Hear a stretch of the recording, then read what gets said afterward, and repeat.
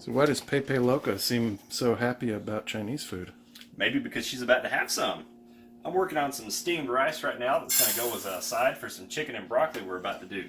This is going to be something a little bit new because we've been doing either desserts or breads or something, but we're getting into a main course and we're going Asian. We're going to get this to a boil and cover it and leave it the heck alone while we work on other things. So, as is typical with Asian stir fries, we want high heat, and my weapon of choice to do that is a large cast iron wok. You can also do this with a boil over. Wok thing, take two. Wok thing, take two, coming up. Take three. Take three. All right, take 7. Wok, do a thing with a wok. 19. Stir fry requires a nice, high, even heat. My weapon of choice, large cast iron wok. You can use a frying pan if you want it to not come out as good. But what I'm going to do is take this and put it on my stove top while I chop my other ingredients. I want to get this nice and hot, so I'm going to go ahead and put it on the next notch right before high. That's all we need, because this is going to hold the heat. All right, take 47. Here's what's going into our chicken and broccoli stir fry today. Here comes the obvious ingredients: chicken, broccoli. I'm using the broccoli florets because it's much easier that way, just to throw it in. You don't have to cut it. Have some onions. I've already started on slicing these up, but I'm going to show you how we got to this. Hoisin sauce. You can find this stuff at any Asian section at the grocery store. I got this from Walmart. Honey. A little bit of rice vinegar. If you don't have this, you can actually skip this entirely. Some recipes don't even use it. I like it. I'm using some soy sauce. Oh, just a little bit. Just a little bit. And over here, we're also going to have peanut oil and cornstarch. These things come in at a later time. So let's start off by chopping up some of these veggies while we're waiting. What I've done with this onion is basically I laid it flat, cut off the root, cut the top, then cut it in half from top to bottom. From here, just go ahead and take off the skin. And the process from here is to stand it up flat, get your knife close to the center of it, and basically we're cutting it into wedges. Each time I position my knife close to the new center and make nice, relatively thin slices. Next up, garlic. I'm going to be using about 3 cloves, but I'm starting with the head here.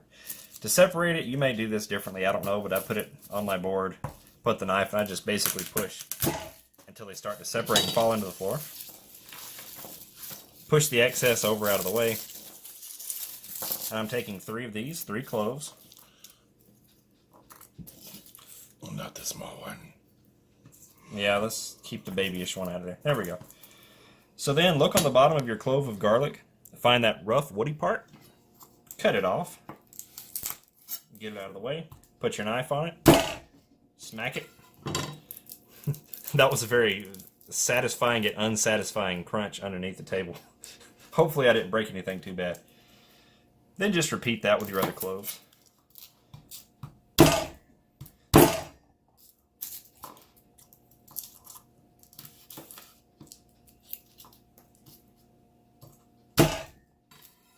As you can see, once you do that, it starts to crush the garlic and make it separate, and also the skin comes off almost immediately. Take your clove, turn it like this. Basically, just cut it into very small pieces, as thin as you can get it. Take 967. It's 969. Whatever.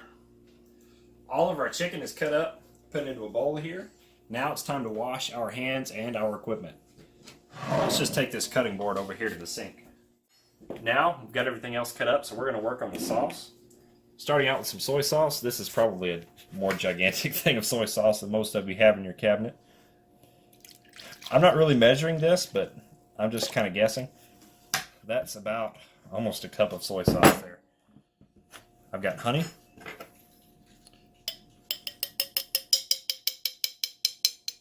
Pretty generous amount of honey.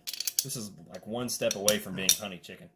I have hoisin sauce, known in some communities as Chinese barbecue sauce.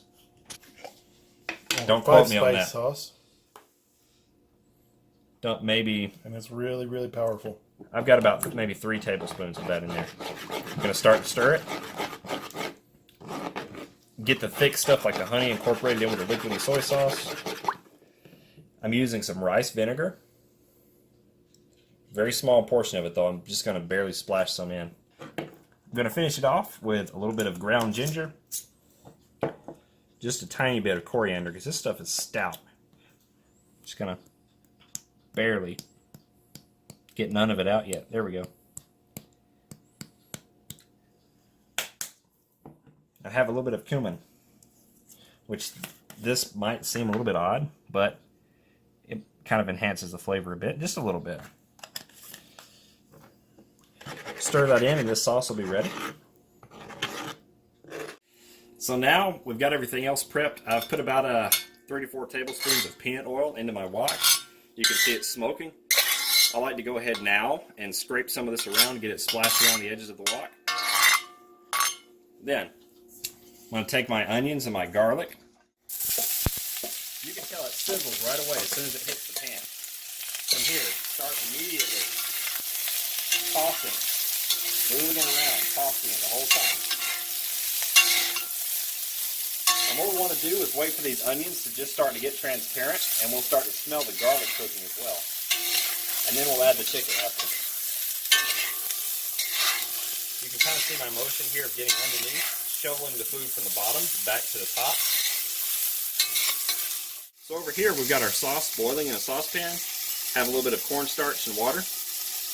I'm just going to mix this in here with a whisk until the sauce starts to thicken.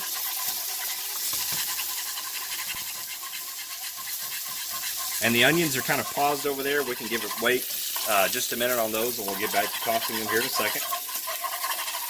It's already starting to thicken some. And honestly, this is about as thick as I wanted to get right now because it's going to get incorporated with the chicken and cook a little bit more in a moment. We can see that the onions are starting to caramelize here. Our garlic is browning. Now, we add the chicken. This is a lot of chicken. So, it's only 4 pounds. That's all. Take your turner, start to move it around. Get underneath. Turn it. Keep it moving.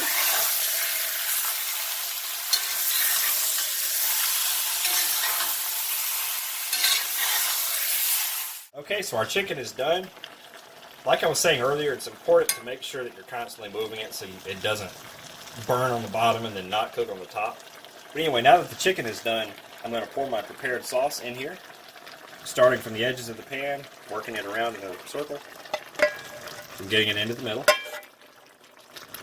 Now we just want to work this all into there, get it incorporated, and let it cook for just a little bit, probably about a minute or so, and then we'll add the broccoli.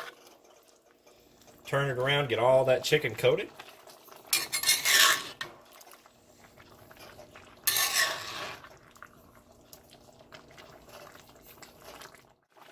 So now it's time for the broccoli. What I like to do is kind of shove my chicken to the side, best you can. I've got way too much chicken here for this wok, but I'm doing it anyway.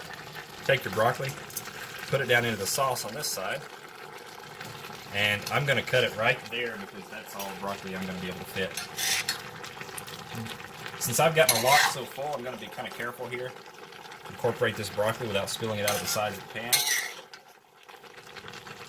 That's why it's good to have a good wok turner like this. It's basically a shovel. It lets you get underneath the bottom and get everything together.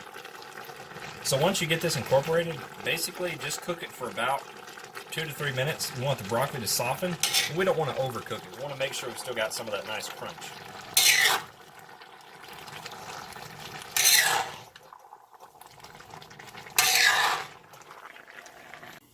Alright, well we're all done. What I've done here is I took some steamed rice, put it on the bottom here, piled up the chicken and broccoli on the top. Some of us here like it a little bit spicier, so we put some sriracha around the edge and over the top a bit. But this is all ready to go, and I think that somebody here is probably ready to eat it, and I'm not even talking about the one with the chopsticks, I'm talking about me.